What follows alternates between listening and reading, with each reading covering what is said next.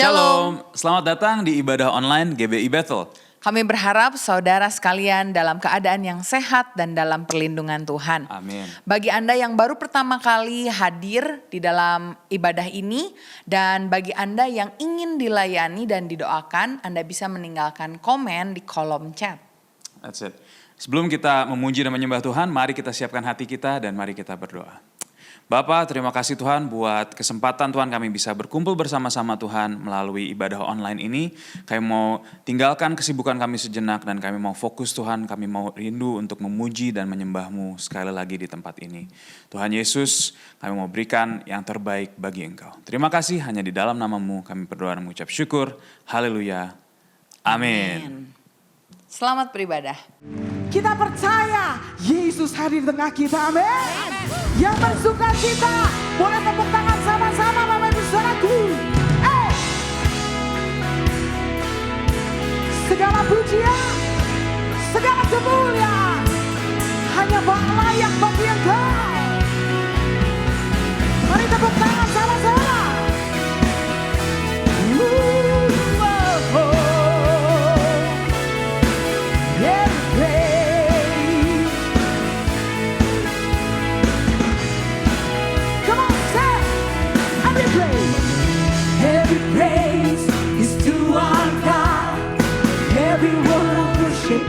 One accord. Every praise is to our God. Sing hallelujah. Sing hallelujah is to our God.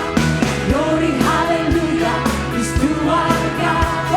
Every praise is to our God. Every praise is to our God. Every word of worship with one accord. Every praise is to our God. Sing hallelujah. Sing hallelujah is to our God. Glory hallelujah is to our God. Every praise is to our God. Lebih kuat lagi every praise. Every praise is to our God. Every word of worship with one accord. Every praise is to our God. Sing hallelujah. Sing hallelujah is to our God. Glory hallelujah is to our God. Every Praise is to our God. God my Savior. God my Savior, God my healer, God my deliverer. Yes He is, yes He is. God my Savior, Yang sakit berkata, God my healer, God my deliverer. Yes He is. one more time. Say, God my Savior, God my healer, God my deliverer. Yes He is, yes He is.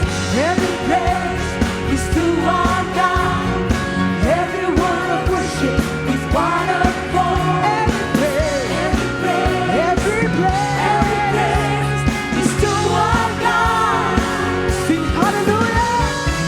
Sing hallelujah is to our God.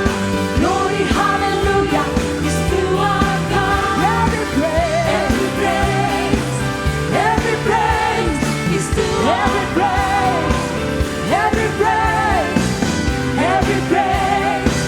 Every praise is to our God. Sorak-sorai meriah buat Tuhan kita. Berapa banyak kita bersuka cita, lambaikan tangan kita tinggi. Tepuk tangan soalnya meriah buat Yesus.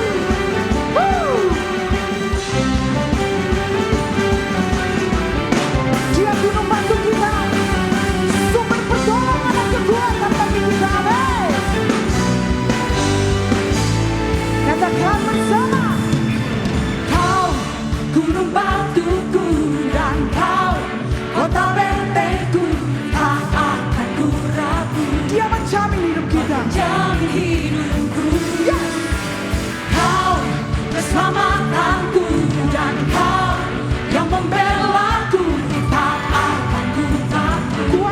di dalamku. Kuasamu di dalamku. Walau badai, Walau badai menerpa di dalam hidupku ini, namun tanganmu Tuhan mengangkatku tinggi. Kau Tuhan yang benar, tak pernah tinggalkan. Dahulu, sekarang, selamanya, janjimu tidak berubah. tak berubah. Kau Alfa dan Omega, awal dan akhir. Semesta alam memuja Engkau Tuhan yang benar.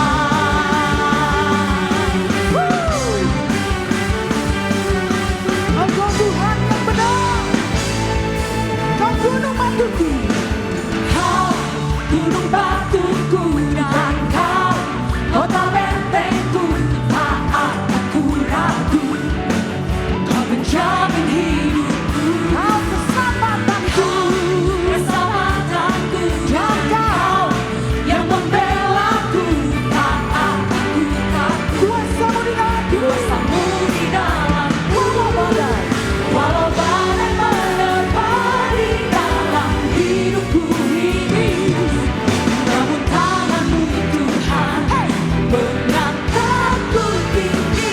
Kau Tuhan yang lambaikan tangan kita bersama. pernah tinggalkan. Dahulu, sekarang, selamanya, janjimu tak berubah. Kau Alfa dan Omega, awal dan akhir. Semesta alam memuja Engkau Tuhan yang benar.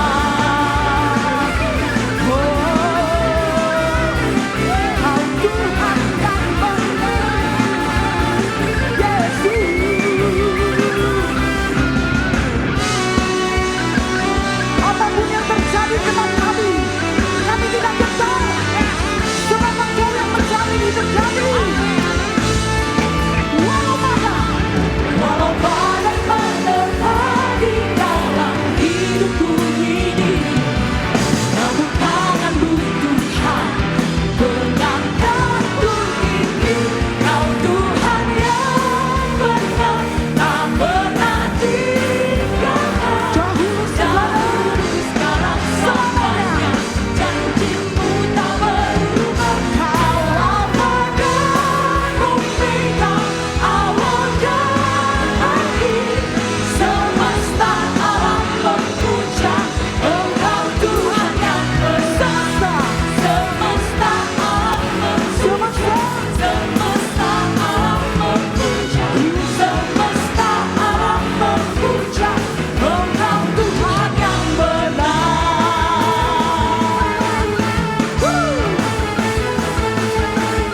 Engkaulah Tuhan yang benar. sorak-sorai Tuhan kita. Amin. Amin. Berapa banyak kita percaya Yesus gunung batu, kita lambaikan tangan kita. Tengok kanan kiri depan belakang, katakan engkau sudah ditolong Tuhan. Haleluya.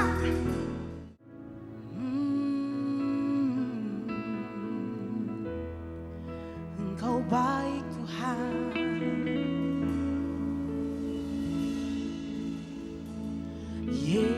Yesus, kau sungguh baik.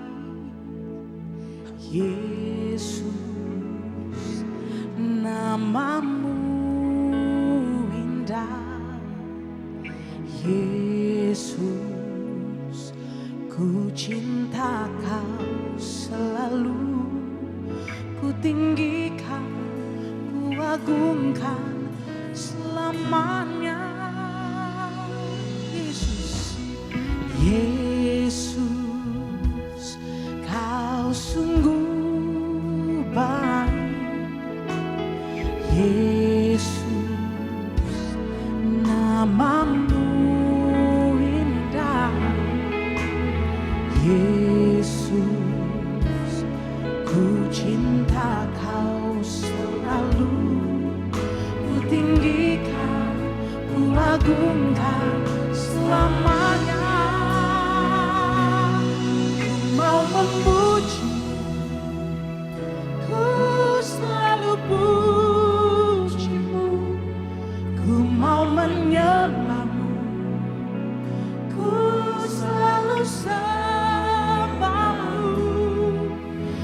yang layak terima sebuah pujian, kemuliaan hanya bagi Tuhan.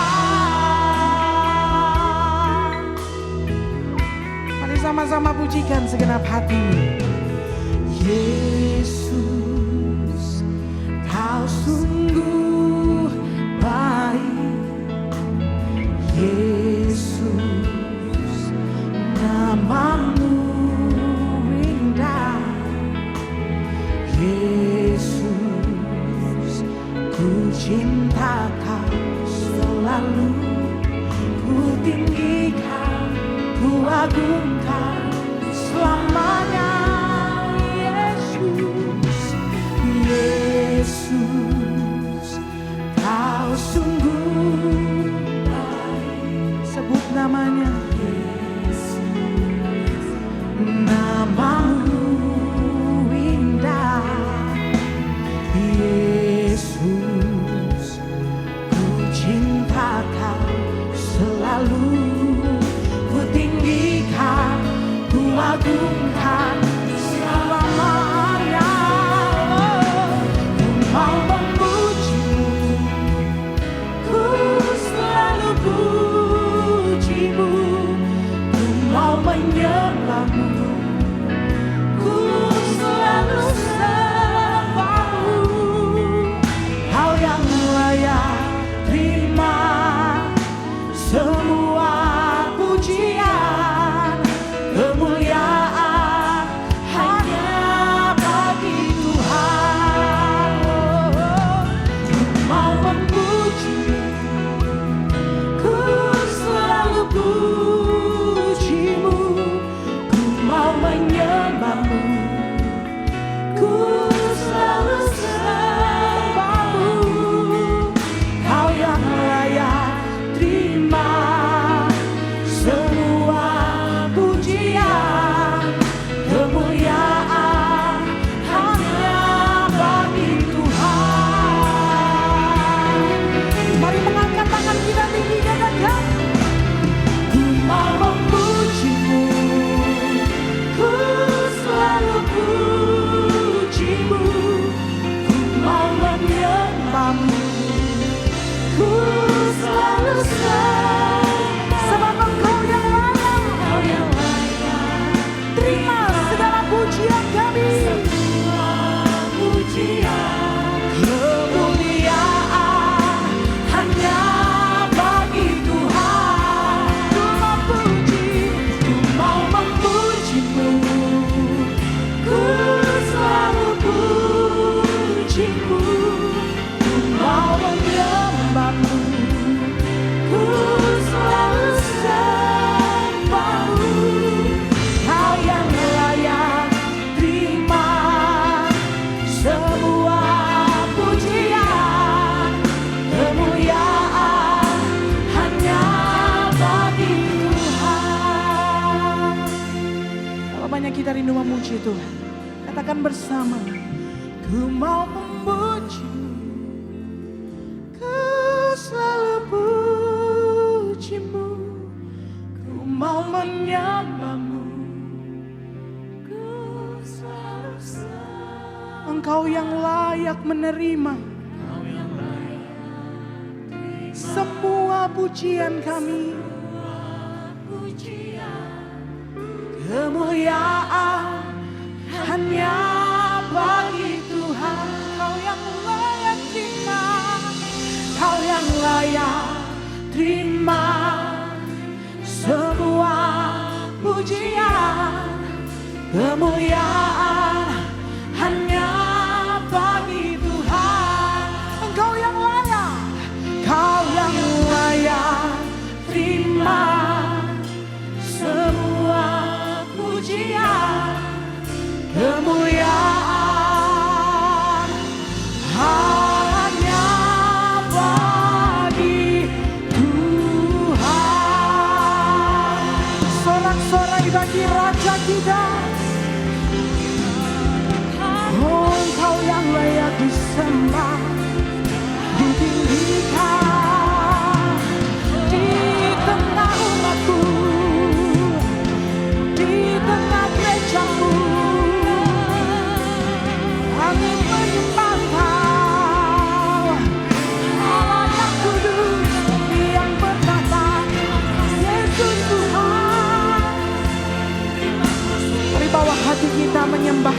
Bapak Ibu saudaraku, mari ambil waktu sejenak, mari kita berdoa. Dia hadir di tengah kita. Dia menanti setiap seruan doa kita. Dia menanti setiap isi hati kita. Mari siang hari ini naikkan syukur. Terima kasih Tuhan. Ya dalam masyarakat dalam malamu.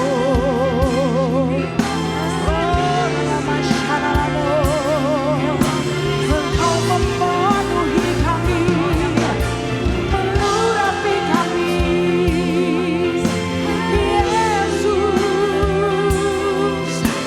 Kami bawa syukur kami bawa hormat kami kepadamu, Allah yang hidup. Oh Jesus, ya dalam masyarakat dari depan sampai dengan ke belakang, jangan ada satupun yang berdiam diri. Semua sembah Tuhan. Yang menyaksikan secara online, Engkau dilawat Tuhan. Dia mengurapi, Dia menjamah setiap kita. Mari terima pemulihan dari Tuhan. Di dalam masyarakat,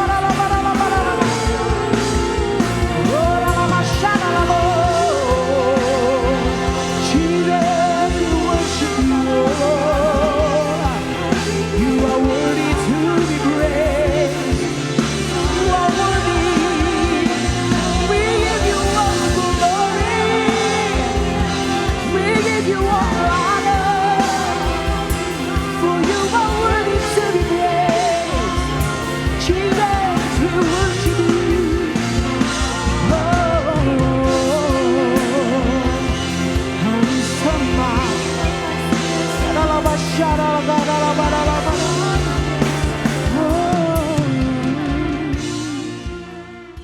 Sebentar lagi kita akan mendengarkan firman Tuhan yang dibawakan oleh hamba-Nya.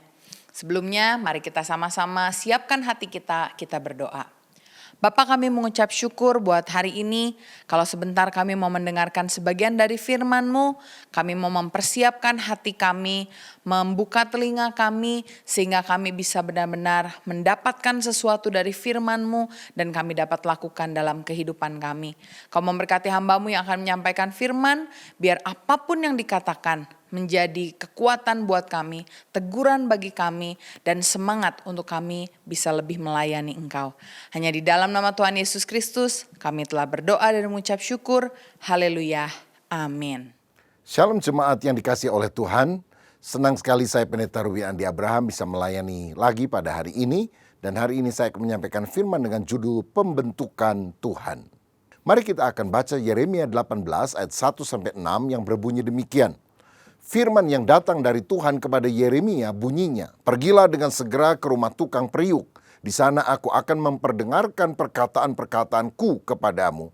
Lalu pergilah aku ke rumah tukang periuk dan kebetulan ia sedang bekerja dengan pelarikan.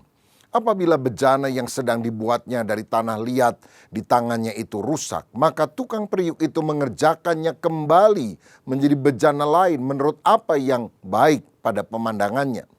Kemudian datanglah firman Tuhan kepadaku, bunyinya, masakan aku tidak dapat bertindak kepada kamu seperti tukang periuk ini, hai kaum Israel? Demikianlah firman Tuhan, sungguh seperti tanah liat di tangan tukang periuk, demikianlah kamu di tanganku, hai kaum Israel." Saudara sekalian, pada waktu saya membaca ayat ini, ada beberapa kebenaran rohani yang saya dapatkan dan saya ingin bagikan untuk saudara pada hari ini. Yang pertama, Tuhan sering berbicara kepada kita melalui hal-hal yang biasa. Nah, seringkali kita berpikir bahwa kalau Tuhan bersuara kepada kita, itu harus melalui cara yang spektakuler. Misalnya, melalui guru yang menggelegar, melalui penglihatan yang menyilaukan mata, atau setelah kita berdoa 1 jam, tiba-tiba kita mendengar suara di telinga, audible, atau di hati kita. Hai anakku, dengarkanlah firman-Mu. Walaupun Tuhan bisa melakukan hal itu, tetapi Tuhan seringkali berbicara kepada umatnya melalui cara yang sederhana. Kepada Nabi Yeremia Tuhan berkata, "Yer, kamu pergi ya ke rumah tukang periuk dan kamu lihat apa yang dia kerjakan, nanti aku akan berbicara kepada kamu." Saudara, Yesus juga seringkali menggunakan hal-hal yang sederhana dan biasa. Dia berkata, "Lihatlah burung di udara, tidak menanam, tidak menyiram, tapi Bapa pelihara. Masa kamu khawatir? Masa kamu takut? Kamu lebih berharga dari burung. Lihat bunga di padang, begitu bagus warna-warninya, berdandan luar biasa. Maka kamu juga tidak perlu khawatir, seakan Bapa Surgawi tidak bisa mendandani kamu." Firman Tuhan juga berkata kepada orang yang malas, "Hai pemalas, pergilah kepada semut dan belajarlah, berlakulah bijak." Tuhan memakai hal yang sederhana, bahkan semut yang sangat kecil, untuk mengajarkan perkara-perkara yang dalam kepada kita semua.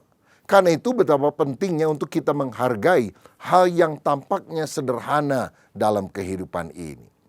Saya ingat ada seorang ibu rumah tangga yang sibuk untuk mengurus keluarga, melayani suami dan beberapa orang anaknya, sehingga dia tidak bisa pergi ke gereja setiap hari, melakukan pelayanan misi dan sebagainya.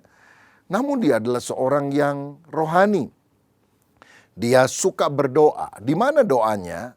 Di rumahnya. Dia sering berdoa justru di dapur. Misalnya ketika dia menyalakan kompor, dia berkata, "Tuhan, seperti api menyala pada kompor ini, biarlah rohku berkobar-kobar, menyala-nyala karena kecintaan kepada Kristus." Kalau dia memasak, lalu kemudian dia membubuhkan garam supaya sup tidak menjadi hambar, dia juga berkata, "Tuhan, jadikan aku seperti garam dunia, memberikan rasa kepada lingkungan yang ada di sekitarku." Kalau dia sedang mencuci baju daripada keluarganya atau mencuci piring, dia juga berkata, "Tuhan, sama seperti aku mencuci pakaian ini, kiranya Tuhan juga membersihkan hatiku, pikiranku, mulutku yang kotor, sehingga menjadi bersih di hadapan-Mu." Ini doa yang sederhana, doa dapur, tapi doa ini berkenan kepada Tuhan.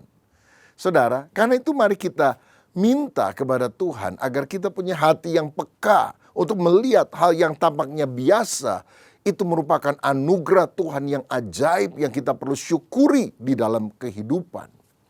Mungkin saudara jarang bersyukur untuk kesehatan yang Tuhan berikan kepada kita. Apalagi kalau kita memikirkan sesuatu secara lebih jauh. Jantung kita misalnya. Ini adalah pompa kecil yang ajaib yang bisa memompa dan mengalirkan lebih kurang 4,5 liter darah setiap menit. Itu artinya ada 270 liter darah yang dialirkan, disirkulasikan ke seluruh tubuh kita dalam 1 jam. Dan itu sama dengan 1 tangki besar darah yang mengalir dalam tubuh kita. Paru-paru kita juga mengembang mengempis 18 kali setiap menit. Itu artinya sekitar 1080 kali setiap jam atau 25.000 kali setiap hari. 750.000 kali setiap bulan, 9 juta kali setiap tahun. Bukankah ini anugerah Tuhan yang sangat luar biasa? Apalagi jantung dan paru-paru kita itu digerakkan oleh otot tak sadar. Jadi kita tidak harus memberikan perintah langsung, baru jantungnya bergerak, paru-parunya mengembang mengempis. Kalau kita harus memberikan perintah terlebih dahulu, waduh, repot kita, celaka kita. Sebab waktu kita tidur, jantung kita akan berhenti. Begitu tidur, langsung kita bilang jalan. Mulai duk, duk, duk. Begitu ngantuk lagi, berhenti lagi, jalan. Duk, duk, duk. Dia digerakkan oleh otot tak sadar. Beda dengan tangan dan kaki. Tangan saya itu digerakkan oleh otot sadar. Kalau saya bilang, naikkan tangan, dia baru naik. Turunkan tangan, baru turun. Kaki juga bisa jalan ke sana kemari karena diperintahkan oleh otak dengan otot sadar. Coba bayangkan kalau Tuhan menciptakan terbalik. Jantung dan paru-paru digerakkan oleh otot sadar, tangan dan kaki bergoyang sendiri karena digerakkan oleh otot tak sadar. Betapa kacaunya kehidupan ini. Saudara, jadi mari kita sadar pemeliharaan Bapa Surgawi itu dahsyat di dalam kehidupan kita. Nah, Tuhan seringkali menyapa kita bukan melalui nubuat-nubuat hamba Tuhan yang hebat, tapi melalui hal-hal yang kecil, tapi menyentak kita karena kita tahu Tuhan sebetulnya sedang berbicara atau mengajar kita tentang satu hal. Saya ingat satu kali saya pergi ke gereja dalam ibadah minggu pagi hari itu, saya harus melayani sepanjang ibadah sampai malam, saudara. Dan ketika saya turun dari mobil, saya tarik kaos kaki saya yang melorot. Rasanya udah agak longgar. Saya pikir, aduh, kaos kaki saya ini agak kurang nyaman. Mestinya saya beli kaos kaki baru dah. Cuma rasanya nggak sempat hari ini. Saya udah nggak pikir terlalu panjang, saudara. Saya masuk tempat ibadah, saya berkhotbah, dan setelah selesai menyambut jemaat di pintu keluar, menyalami mereka dan berkata, selamat hari Minggu, Tuhan memberkati sampai minggu depan. Tiba-tiba ada seorang ibu tua mendekati saya dan dia bilang, Pak Pendeta, saya mau kasih sesuatu untuk Bapak ya. Maaf harganya murah, tapi kiranya Bapak terima. Oh iya, terima kasih. Dia kasih satu kantong kresek, saudara. Dan setelah semua jemaat pulang, saya duduk di ruangan untuk menunggu ibadah berikutnya. Saya buka. Dan saudara tahu isinya apa? Sepasang kaos kaki. Saya tidak pernah terima pemberian sepasang kaos kaki. Hari itu ada orang yang memberinya. Dan saya berpikir begini, aduh, saya itu kan tadi baru mikir soal kaos kaki. Belum sempat pergi ke toko, bahkan belum sempat ngomong sama siapapun, cuma terlintas. Terus terang berdoa juga enggak, saudara, untuk kaos kaki, karena saya pikir ini kan masalah kecil. Tapi ternyata Tuhan memberikan melalui seorang anaknya yang tidak pernah saya duga. Waktu saya mengalami itu, saya hampir menangis karena seakan-akan Tuhan berkata begini, kamu lakukan saja tugasmu, melayani umatku dengan baik, memberi mereka makanan rohani. Soal urusan kaos kaki, kecil, aku yang siapkan bagimu. Saya percaya tidak ada masalah yang terlalu besar yang tidak bisa Tuhan selesaikan. Tapi tidak ada masalah yang terlalu kecil yang Tuhan juga abaikan. Tuhan seringkali berbicara kita melalui hal-hal yang sederhana. Tetapi itu mengingatkan kita akan kebesaran Tuhan. Apakah saudara mau memiliki hati yang peka untuk mengalami semuanya itu? Yang kedua, Tuhan ternyata bisa mengubah kegagalan menjadi keberhasilan. Ketika Yeremia melihat bejana tanah liat itu rusak, maka dibentuk kembali menjadi bejana yang lain yang baik menurut pandangan mata daripada sang penjunan atau dari tukang tanah liat tersebut, tukang periuk itu. Bejana yang rusak diolah menjadi sesuatu yang indah. Dari sini saya melihat bahwa kegagalan itu bukan kehancuran total. Kan ada rencana Tuhan yang indah di balik semuanya. Yeremia 29 ayat 11 berkata, aku ini tahu rancangan apa yang ada padaku mengenai kamu. Demikianlah firman Tuhan, yaitu rancangan damai sejahtera dan bukan rancangan kecelakaan untuk memberikan kepadamu hari depan yang penuh dengan harapan. Saya yakin orang besar itu bukan orang yang tidak pernah gagal. Tetapi orang yang walaupun gagal tetap optimis, percaya bahwa Tuhan bisa mengubah kegagalan menjadi keberhasilan karena masih ada harapan di dalam dia. Adam pernah gagal makan buah bersama dengan Hawa pada dilarang Tuhan. Musa apalagi pernah membunuh orang, saudara. Daud pernah berzina dengan Betsheba, istri Uria. Petrus pernah menyangkal Tuhan sampai 3 kali. Tetapi walaupun kita pernah gagal, jangan kita bilang hancur hidup saya. Udah kagok, udah saya terus saja hidup di dalam dosa. Kita harus berhenti dan kemudian berkata, Tuhan, berperbarui hidup saya. Ubah hidupku menjadi baru. Seperti tanah liat diolah kembali menjadi bentukan yang indah. Saya membaca kisah seorang di Amerika Serikat bernama Walt Disney yang pernah dipecat sebagai editor surat kabar karena pimpinannya berkata orang ini kekurangan ide. Tapi ternyata dia punya ide yang dahsyat, saudara. Dan dia bisa membangun Disneyland, taman bermain untuk semua lapisan usia yang terus bertahan dan laku sampai hari ini. Thomas Alva Edison itu pernah dikeluarkan dari sekolah karena dia dianggap murid yang dungu, suka melamun. Tapi dia sekarang dikenal sebagai penemu terbesar di sepanjang sejarah. Ada banyak hal yang luar biasa yang dia temukan dalam hidupnya. Ludwig von Beethoven, guru musiknya yang mengajar dia berkata, ini anak payah, nggak punya bakat. Tapi ternyata dia menjadi komposer yang hebat, Beethoven. Saya ingat juga sebuah kisah ada seorang mahasiswa teologi di Skotlandia belajar Alkitab. Tapi kemudian ketika dia harus menyampaikan khotbah pertama di sebuah gereja desa sebetulnya, nggak terlalu banyak orang, tiba-tiba dia kehilangan konsentrasi. Dia nggak bisa ngomong, dia lupa bahan khotbahnya. Dia mencoba menguasai diri, tapi nggak sanggup. Beberapa menit dia terdiam, jemaat bingung kenapa ini yang khotbah diam aja. Lalu dia lari, saudara, keluar dari gereja dan nangis di luar. Dia bilang, saya nggak mungkin jadi hamba Tuhan. Saya nggak bisa khotbah. Saya nggak tahu apa yang saya harus ucapkan. Tapi di kemudian hari, dia dikenal sebagai salah satu misionaris terhebat di dalam sejarah penginjilan di Afrika. Karena dia memenangkan begitu banyak orang. Nama orang ini adalah David Livingstone. Saudara, kegagalan bukan akhir. Tuhan bisa mengubah kegagalanmu menjadi keberhasilan. Tahukah saudara, kita bisa saja mengalami kegagalan dalam studi, dalam cinta, dalam usaha, dalam rumah tangga. Tapi kalau engkau datang kepada Tuhan, Tuhan bisa memulihkan kehidupan saudara. Yang penting kita jangan terlalu khawatir, terlalu takut, sehingga tidak mau lagi mencoba yang baru. Tahukah saudara, menurut para pakar, kumbang itu tidak bisa terbang karena sayapnya terlalu tipis dibandingkan dengan badannya yang besar. Beda dengan lalat. Lalat memang sayapnya tipis tetapi badannya juga ringan. Jadi menurut para ahli, kumbang tidak bisa terbang. Tapi saudara tahu, kumbang bisa terbang atau tidak? Bisa. Kenapa? Karena dia tidak pernah dengar pendapat para ahli. Dia nggak peduli dengan nasihat para pakar.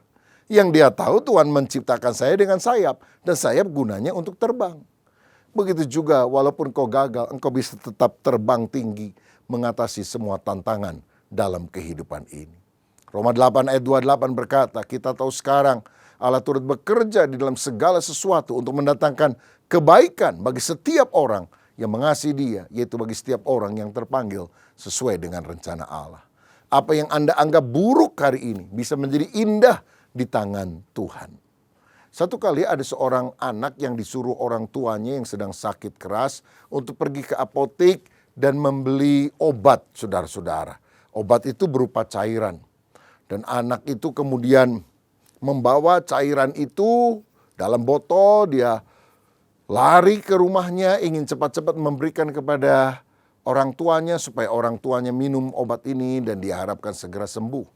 Tapi karena tidak hati-hati, ternyata dia jatuh di jalan, ada batu, botol yang berisi obat pecah. Waduh, pada dia udah gak punya uang lagi untuk membeli obat yang lain. Waduh, dia pulang kembali ke apotek itu nangis. Dan waktu apoteker yang tadi menyerahkan obat kepada si anak melihat, dia bilang, kenapa nak nangis? Waduh, apotekernya ini juga sangat cemas, saudara sekalian. Apakah engkau sudah minumkan itu obat kepada orang tuamu? Belum, Pak. Itu obatnya juga pecah botolnya di tengah jalan. Wah, orang ini bilang, oh syukur. Dia peluk malah anak itu. Anak itu jengkel juga. Botolnya pecah kok malah syukur. Dia bilang, sorry ya, saya tadi karena banyak pesanan itu salah menaruh yang saya kasih kepada kamu itu disinfektan. Dan itu bahaya sekali kalau diminum, bisa mati. Untung botolnya pecah. Apa moral story yang kita bisa dapatkan di sini? Apa yang kita anggap buruk, ternyata Tuhan bisa ubah menjadi kebaikan. Kalau botolnya tidak jatuh dan pecah, mungkin bahaya mengancam orang tua tersebut. Saudara, karena itu percayalah, Tuhan punya rancangan yang indah dalam kehidupan kita. Saya juga pernah membaca kisah ada seorang pemuda di Amerika yang mengalami pemberhentian hubungan kerja. Dan dia duduk-duduk di pinggir jalan. Dan dia lihat ada kendaraan-kendaraan mengangkat drum berisi minuman. Tapi karena drumnya itu agak bergoyang-goyang di dalam kendaraan itu, maka sebagian dari minuman itu tercecer keluar. Anak muda ini kemudian punya ide. Sebetulnya kalau pakai drum gede-gede itu lalu kemudian orang mengambilnya dengan gelas kan, ya banyak yang bisa tercecer. Gimana kalau orang itu membuat minuman dalam botol dan orang bisa meminumnya sesuai dengan takarannya aja. Satu botol, nggak usah satu drum begitu. Lalu dia datang kepada pimpinan perusahaan, dia bilang, saya punya ide yang kalau ide saya dikembangkan, maka pasti perusahaan ini akan berlipat-lipat keuntungannya. Kalau setuju dan bisa berhasil, saya minta royalti saja. Sekian persen, 0, sekian persen. Kecil saudara jumlahnya. Tapi kalau penjualannya banyak, wah ini akan laris luar biasa. Idenya apa? Oh enggak, janji dulu kalau ide saya dikasih tahu kan nanti kamu malah ambil tuh ide. Akhirnya disepakati, oke, kalau memang ide kamu bagus, bisa laris, kamu dapat royalti sekian. Lalu dia ucapkan hal itu, minuman di dalam botol. Orang bilang mana bisa, nggak ada yang melakukannya. Gimana kita coba? Dan setelah dicoba, laris sekali. Dan itulah sejarahnya The Coca-Cola Bottling Company. Perusahaan Coca-Cola yang maju luar biasa karena mengemas minuman itu di dalam botol. Itu terjadi karena si pemuda itu diberhentikan dari kerjaan. Lalu ide yang hebat itu muncul. Saudara, jadi percayalah Tuhan bisa mengubah kegagalanmu menjadi keberhasilan. Dan yang ketiga, yang terakhir, melalui pembacaan ayat ini, saya juga percaya bahwa Tuhan ingin membentuk kita menjadi bejana kemuliaannya. Karena firman tadi berkata, apabila ada bejana yang rusak, tidak baik, maka diolah kembali menjadi bejana yang indah, yang harganya juga tentu jauh lebih mahal daripada yang semula. Rancangan Tuhan adalah rancangan yang mulia. Tanah liat itu kan adalah sesuatu yang kotor, tidak berarti. Coba kalau saudara ulang tahun, lalu saya kasih hadiah, tanah liat gitu. Saudara bilang, aduh ini menghina saya, ngapain kasih tanah. Tapi setelah dibentuk oleh ahlinya menjadi bejana yang indah, itu akan bernilai. Saudara, kalau saudara lihat di museum-museum, itu kadang-kadang ada keramik porselen, ya bejana-bejana yang harganya tak terkira karena sudah dari dinasti Ming misalnya, atau dari kerajaan mana. Itu semua dasarnya kan dari tanah liat biasa, tapi mengalami proses pembentukan. Begitu juga Tuhan mau membentuk kita sehingga kita berkenan kepada Dia. Kalau di sini ada sekeping baja yang harganya ya katakan 100.000 rupiah. Lalu kita jadikan tapal kuda.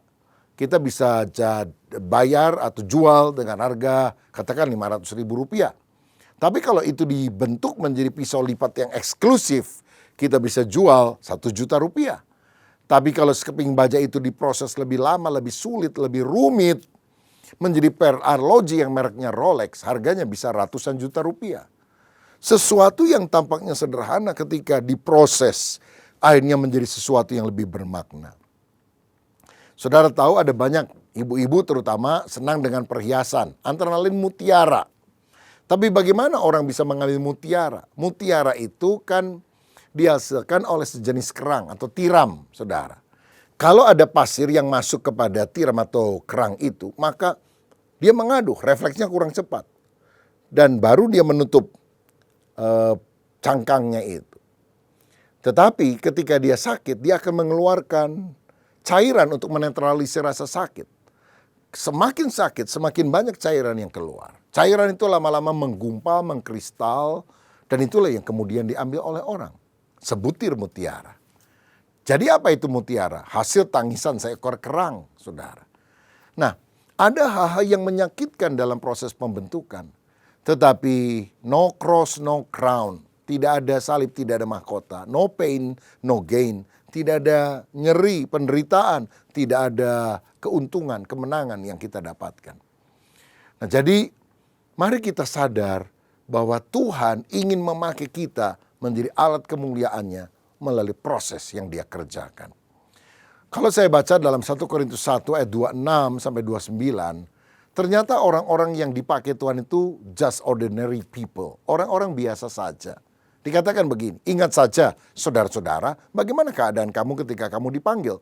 Menurut ukuran manusia tidak banyak orang yang bijak, tidak banyak orang yang berpengaruh, tidak banyak orang yang terpandang. Tetapi apa yang bodoh bagi dunia dipilih Allah untuk memalukan orang-orang yang berhikmat, dan apa yang lemah bagi dunia dipilih Allah untuk memalukan apa yang kuat. Dan apa yang tidak terpandang dan yang hina bagi dunia dipilih Allah, bahkan apa yang tidak berarti dipilih Allah untuk meniadakan apa yang berarti. Tujuannya apa? Ayat 29, supaya jangan ada seorang manusia pun yang memegahkan diri di hadapan Tuhan atau di hadapan Allah. Nah, saudara sekalian, dari sini kita melihat kita orang biasa, tapi kalau kita izinkan Tuhan membentuk hidup kita, kita akan menjadi alatnya yang mulia. Di abad 19 ada seorang hamba Tuhan yang dipakai Tuhan luar biasa. Dia sering KKR di berbagai gereja, bahkan di tanah lapang. Ada seorang wartawan yang ateis sebetulnya, ingin mengetahui apa rahasia kehebatan dari komunikasi di El Moody. Apakah bahasanya yang terstruktur dengan baik, kosakata yang dia pilih, kecerdasannya. Jadi dia mengikuti acara kebaktian besar yang dilayani oleh di El Moody. Dan setelah dia mengikuti, besoknya dia tulis di koran, rahasia kehebatan di El Moody. Di El Moody ternyata tidak ada apa-apanya. Wah, dia tulis begitu, saudara. Padahal dia sudah, di El Moody ini menjangkau jutaan orang bertobat bagi Kristus. Ditulis tidak ada apa-apanya. Waktu di El Moody membaca tulisan koran itu, dia bilang kepada temannya, memang benar dia, saya nggak ada apa-apanya. Tapi Tuhan yang ada di dalam saya, itu yang ada apa-apanya. Saudara, izinkan Tuhan menjamah hidup kita yang sederhana, bagikan bejana tanah liat. Tapi di dalamnya ada permata yang berharga, harta yang sangat luar biasa, yaitu kehadiran Roh Kudus. Sehingga hidup kita bisa dipakai untuk menjadi alatnya. Ada seorang buruh di Inggris yang ingin melayani Tuhan. Lalu dia tanya, Pak Pendeta, apa yang saya bisa lakukan untuk melayani? Pendeta bilang gini, kamu pulang ke rumah, ambil sebuah buku tulis, bagi 3 kolom. Lalu pada kolom pertama tulis nomor. Kolom yang kedua tulis nama orang yang belum mengenal Yesus. Lalu kamu doakan. Kalau bisa kamu injili sampai mereka bertobat. Dan kolom yang ketiga tulis kapan mereka bertobatnya. 40 tahun kemudian buruh ini meninggal. Dan di tempat tidurnya orang menemukan catatan, sebuah buku yang sudah kumal, lusuh, tapi di dalamnya ada lebih kurang 2.450 nama orang yang dia catat dan dia doakan supaya bertobat terima Yesus. Dan pendeta yang melayani penguburan orang ini melihat ternyata anggota jemaat dari gereja yang dia layani, sebagian besar adalah orang-orang yang namanya dicatat di dalam buku daripada si buruh ini dan dia doakan sehingga bertobat. Saudara, dia hanya buruh sederhana, bukan orang kaya. Tapi ketika dia melakukan tugas yang mulia, dia menyerahkan hidup untuk Tuhan, Tuhan bisa pakai secara luar biasa. Dalam Roma 9 ayat 20 dan 21 firman berkata, siapakah kamu hai manusia, maka kamu membantah Allah, dapatkah yang dibentuk berkata kepada yang membentuknya, mengapakah engkau membentuk aku demikian? Ayat 21, apakah tukang periuk tidak mempunyai hak atas tanah liatnya untuk membuat dari gumpal yang sama suatu benda untuk dipakai guna tujuan yang mulia dan suatu benda lain untuk dipakai guna tujuan yang biasa? Jadi itu kan tergantung dari tukang periuk itu. Ya, tanah liat dia mau jadikan asbak yang murah atau dia mau jadikan guci antik yang besar dan mahal harganya. Itu kan mau-maunya tukang periuk. Begitu juga Tuhan bisa memakai kita menurut kemauannya. Nah, kalau saudara mau dipakai Tuhan, dipakainya untuk tujuan biasa atau tujuan mulia.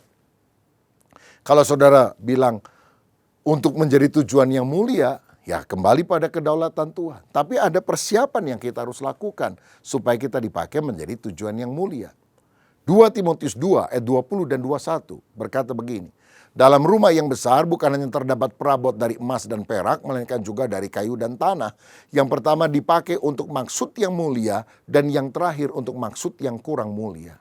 Ayat 21. Jika seorang menyucikan dirinya dari hal-hal yang jahat, ia akan menjadi perabot rumah untuk maksud yang mulia. Ia dikuduskan, dipandang layak untuk dipakai tuannya dan disediakan untuk setiap pekerjaan yang mulia. Jadi bagaimana caranya supaya kita bisa dipakai menjadi alat Tuhan yang mulia? Kita harus menguduskan diri. Hidup benar, meninggalkan segala dosa. Seperti Maria, wanita desa yang sederhana, yang bertunangan dengan Yusuf, sudah merencanakan pernikahan. Tetapi Tuhan mengintervensi hidupnya. Maria, kamu akan melahirkan Yesus. Wanita ini menjaga kesucian. Dia taat, dia berkata, aku ini hamba Tuhan, jadilah kepadaku menurut perkataanmu itu. Dan karena dia menyucikan dirinya, taat kepada firman, dia menjadi ibu sang juru selamat.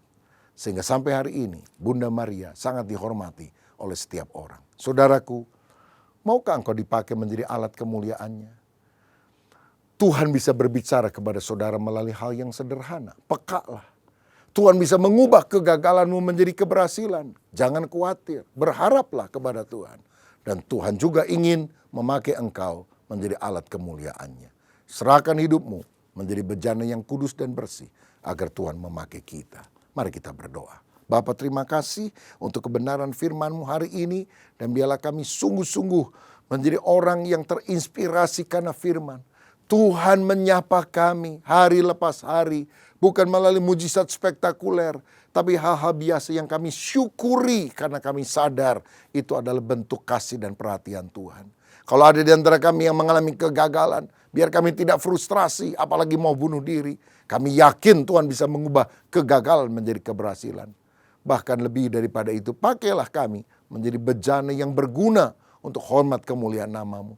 Biar kami dikuduskan, hidup kami dibersihkan, sehingga Engkau bisa melakukan perkara dahsyat dalam hidup kami. Berkati setiap anak-anak-Mu yang menerima firman ini dalam nama Tuhan Yesus. Biar hidup kami menyenangkan Engkau. Demi nama Yesus kami berdoa dan bersyukur. Haleluya. Amin. Salam sehati, Tuhan Yesus memberkati. Yang akan kami nikmati seumur hidup kami. Karena kami adalah bait Roh Kudus-Mu. Engkau tinggal dan diam bertahta di dalam setiap hati kami. Terima kasih Bapa. Kami rindu memuji, menyembah-Mu lebih lagi. Karena Engkau mulia, Engkau layak dipuji dan disembah. Oh mulianya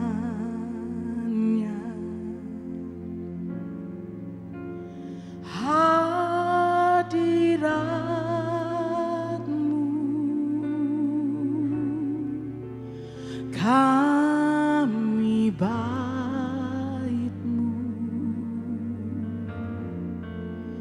memuja-Mu,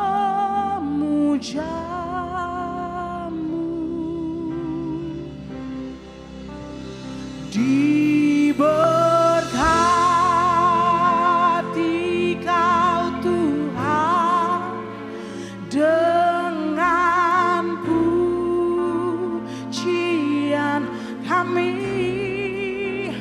dalam dekapan hadirat-Mu.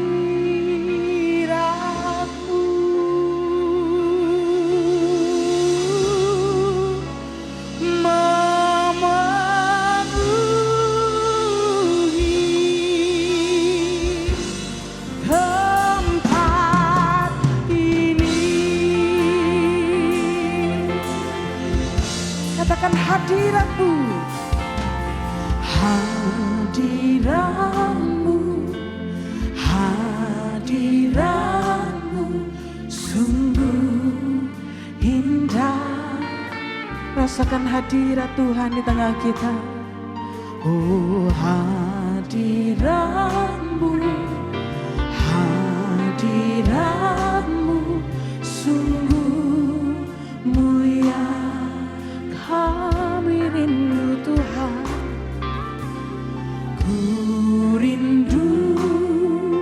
dan selalu di hidupku. Diam selalu di dalam hadirat-Mu. Oh mulianya, oh mulianya hadirat-Mu, Hadirat-Mu,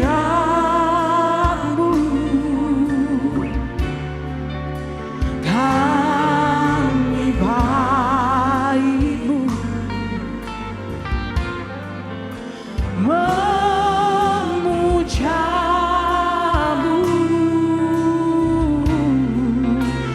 Diberkati Kau Tuhan dengan pujian kami dalam genggaman hadirat-Mu. memenuhi tempat ini.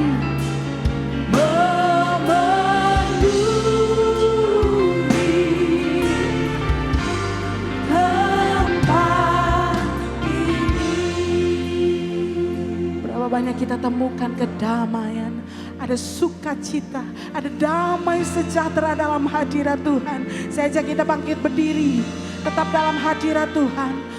Mari bukalah kedua tangan kita. Oh mulianya hadirat-Mu Tuhan. Hadirat-Mu, kami bait-Mu, kami baik memuja-Mu Tuhan, memuja-Mu. Mari umat Tuhan, hamba-hamba Tuhan, angkat tangan kita. Diberkati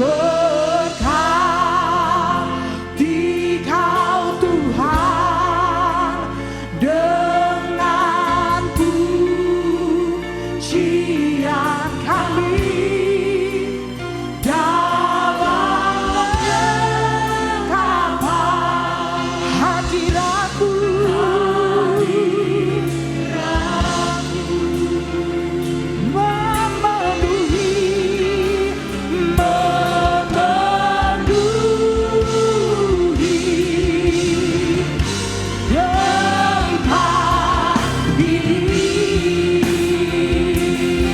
Angkat suaramu. Oh mulianya, Oh hadirat-Mu, kami gereja-Mu, kami umat-Mu. oh kami baik-Mu memuja-Mu. Diberkati Kau Tuhan. Diberkati Kau Tuhan, oh dengan pujian kami dalam genggaman Hadirat-Mu, hadirat-Mu. memenuhi tempat ini.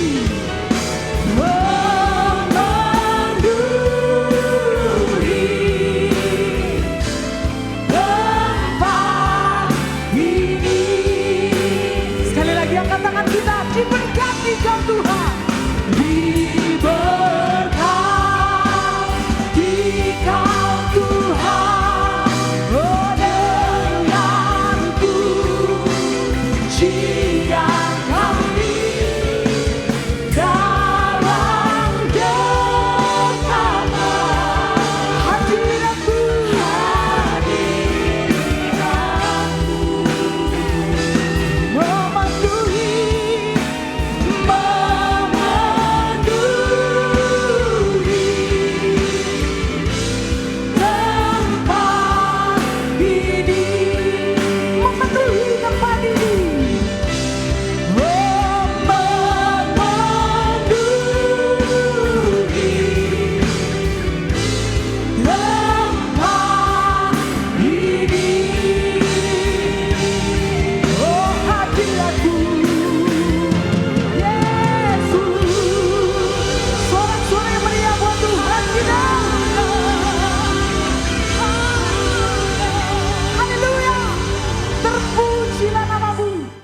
Bapak, Ibu, dan Saudara, mari kita akhiri ibadah kita dengan berdoa bersama-sama. Kami menaikkan syukur Bapa Surgawi, Engkau baik, bahkan sangat baik bagi kami. Engkau mengerti apa yang kami perlukan dan butuhkan. Engkau yang akan terus menuntun kami, menolong kami, dan setia mendampingi setiap kami. Ajarkan kepada kami yang memiliki berbagai macam kelemahan ini juga untuk tetap setia kepada Tuhan, taat kepada Tuhan, mengandalkan Tuhan di dalam kehidupan kami. Dan biarlah Tuhan pada akhir ibadah kami ini, kami diberkati oleh Tuhan. Kami menengadahkan tangan kami, dan turunlah atas kami sekalian sekarang berkat dari Allah Bapa Surgawi, kasih sayang dan karunia dari Tuhan kami Yesus Kristus, persekutuan dan pengurapan yang baru dari Roh Kudus, berkat Allah Tritunggal yang kami terima dalam nama Tuhan Yesus Kristus. Semua kita yang percaya dan diberkati Tuhan, mari katakan, amin. Sampai berjumpa pada kesempatan yang akan datang. Tuhan memberkati Anda sekalian.